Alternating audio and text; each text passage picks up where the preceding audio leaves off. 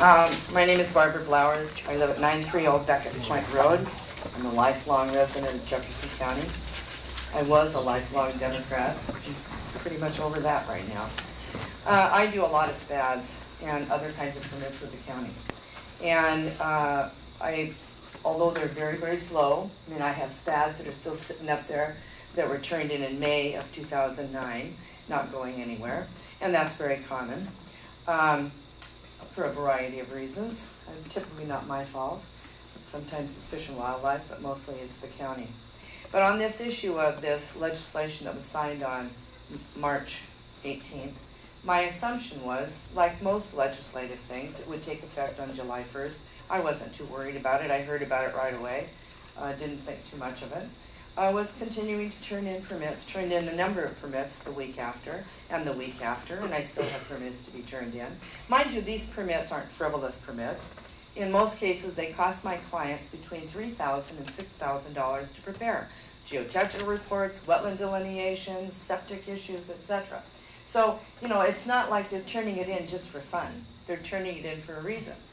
And again, I wasn't too worried. Every time I went up, I asked. And I asked not the people in the front.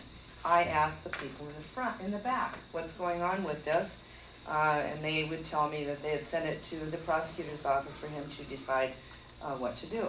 But they continued, of course, to accept the permit fees, which are not small, and accept the applications. I was going under the SMP as it currently stands, because DOE has not finished their work, whatever they're doing down there. And of course, I'm fully aware that it was DOE that wrote this ghost bill that turned into this March 18th signing. But again, no one ever said, well, you ought to think about turning this in. They may not fly, because under the decision of the prosecutor, none of these applications can go forward. I did have a conversation with Al Scalf at one point. Will we be able to use other kinds of variances on some of these applications, the ones relating to houses on either side and so on? And he said, oh yeah, we'll be able to do that. Of course, that's a very complex and expensive process. I mean, you have to go to public hearing, and you have to go before a hearings examiner, and a lot of other gobbledygook, which is going to cost the client a lot of money. I think in this case, the county has acted in a very unethical way, totally unethical. Not uncommon in this county, but this one was a bad one. Thank you.